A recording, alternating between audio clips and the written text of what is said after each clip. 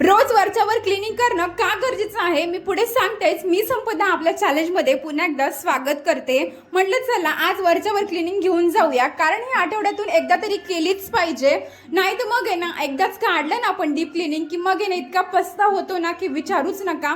मग आपल्याला सगळं आवरावं लागतं, ते पण सगळं काढून मग व्यवस्थित आवरावं लागतं। सो असं आहे ना, आठवड्यातून एकदा जरी हात फिरवला ना वरच्यावर किंवा जास्त रूम मध्ये धूळ किंवा मग काही गोष्टी अशा ज्या आपल्याला गरजेचं नाही त्या अशा दिसत नाही। सो मी आहे ना रोज असं वरच्यावर तरी करत असते, पण आठवड्यातून एकदा आहे ना थोडीफार डीप क्लिनिंग करत असते। म्हणजे कॉलिननी फ्रीज वगैरे पुसणं, कम्प्युटर पुसणं असं काहीसं माझं होत असतं। सो मी आज तेच काम चालू केलं होतं, पण मध्येच कचऱ्याची गाडी आली आणि मग कचरा टाकायला गेले आणि पुन्हा माझ्या कामाला लागले, कारण मला आज करूनच घ्यायचं होतं। म्हणून म्हटलं चला फ्रीज तर झालाय, मग यांचा कम्प्युटरचा पूर्ण टेबल आहे ना पुसून घेतला कॉलिनी छान असा।